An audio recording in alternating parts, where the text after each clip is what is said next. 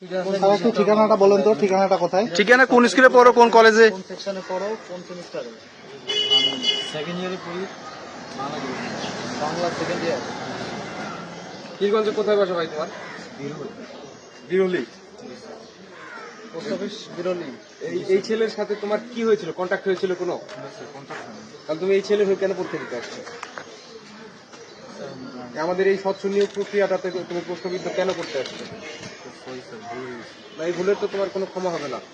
ওই যে রিটেন পরীক্ষার জায়গায় তুমি এই যে অন্য একটা ক্যান্ডিডেটের স্যার কোন ক্যান্ডিডেটের পরীক্ষা দিতে আসছিল একটু রোল নাম্বারটা বলেন। কনস্টেবল রিক্রুটমেন্ট ফেব্রুয়ারি 2025-এ আমাদের যে আজকে রিটেন পরীক্ষা ছিল, সেই রিটেন রোল নাম্বার হচ্ছে 1410174, পোস্ট আইডি 106, কোটা জেনারেল।